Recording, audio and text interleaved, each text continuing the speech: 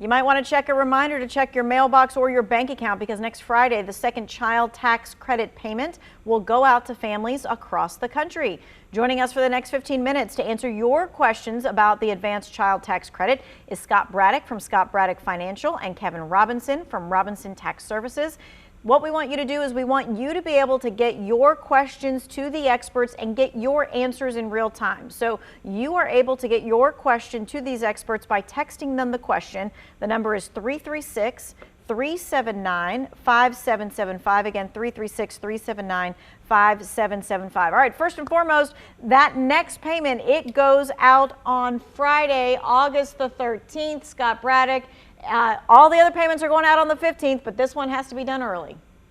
That's right. This one's going to come out early because the 15th falls on a Sunday in this case. So we're going to receive that Friday prior, and that is Friday the 13th.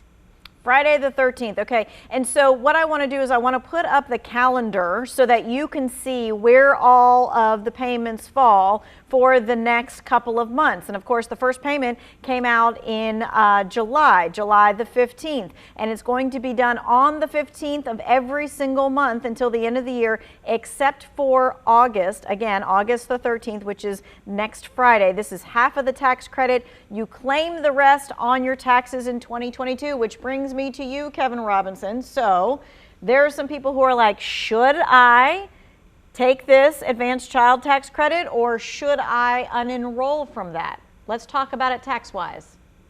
Well, very good question, Tanya. I guess for some people it may make sense to enroll if they unenroll from this advanced credit.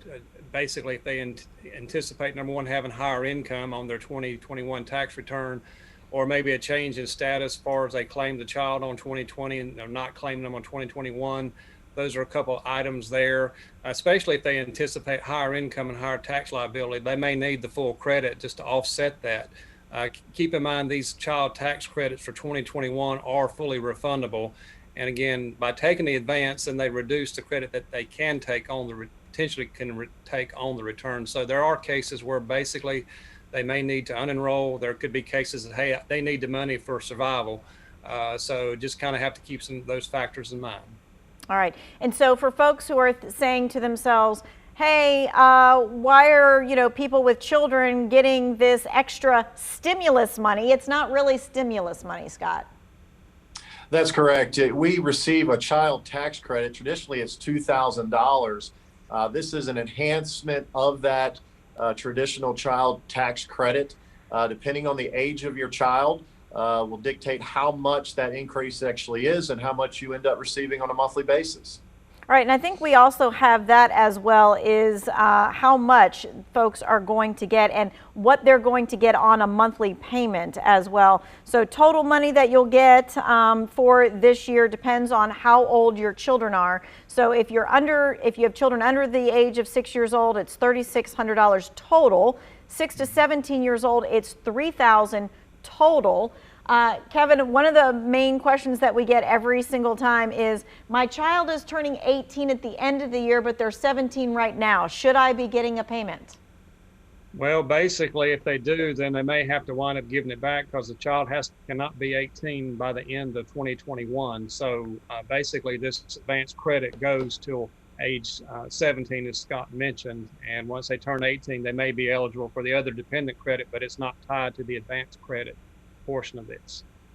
All right, and so for every single month when you get the payment, you're going to get half now. By the end of the year, you get the other half when you claim the tax credit. And so, Scott, that can be anywhere from $250 or $300 depending. Well, that's correct. So if your child is age 1 through 5, then you'll receive that $300 monthly check. And for children between the ages of 16 and 17, then you'll receive the $250. You may receive less than those amounts depending upon your income thresholds. There are those income thresholds in place that may reduce that payment. All right, this is an interesting question, guys. It says, what if your husband's name is on the check and he is deceased? How do you go about getting the check just in your name? The check is in both of our names. Yeah, that's interesting. I don't believe that there's a plan in place right now for that specific situation. There is a portal where you can update your information. That may help. That may be a starting point to address that before it happens. Afterwards, I've not seen anything myself. Yeah, and I don't know, Kevin, like if you have a spouse that is deceased, but you have a, a checking account together, there's got to be some grace time when you're still able to cash checks and things. I would think so, that it's, a joint checking account, there should be some period of time. And that would be obviously a question too for your personal banker to look at that and help you on that as well. And then Scott mentioned about updating the portal. Yeah, and that portal to update that is not going to happen until the end of August, so you have a little bit of time, but I would definitely start with your bank first and let them give you some guidance there before you change anything. This next question is, do you get a child tax credit if you amended your taxes?